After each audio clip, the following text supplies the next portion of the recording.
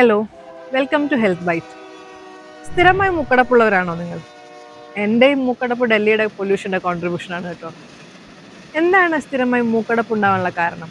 Nasal blockage അഥവാ മൂക്കടവ് കുറേ reasons മൂലം കണ്ടുവരാറുണ്ട്. അതിൽ ടെമ്പററി ആയിട്ടുള്ള റീസൺസ് ഉണ്ട്, പെർമനൻ്റ് ആയിട്ടുള്ള കാരണങ്ങളുണ്ട്. ടെമ്പററിയിൽ വളരെ കോമൺ ആണ് ജലദോഷം അഥവാ കോമൺ കോൾഡ്, പിന്നെ അലർജി, അല്ലെങ്കിൽ ചിലപ്പോൾ ചില മെഡിക്കേഷൻസ് യൂസ് ചെയ്യുന്നത്, അല്ലെങ്കിൽ കുട്ടികൾ മൂക്കിൽ എന്തെങ്കിലും ഇടുന്നത് എന്നിവയായിട്ടുള്ള കാരണങ്ങൾ. പിന്നെ പെർമനൻ്റ് ആയിട്ടുള്ള കാരണങ്ങളാണ് മൂക്കിൻ്റെ പാലത്തിൽ എന്തെങ്കിലും വളവുണ്ടാവുക, മൂക്കിൽ എന്തെങ്കിലും ദശ വളർച്ചകൾ, കുട്ടികളിൽ കോമൺ ആയിട്ട് കാണപ്പെടുന്ന അടിനാട്ട് ഗ്രന്ഥിയുടെ വീക്കം എന്നിങ്ങനെയുള്ളത്.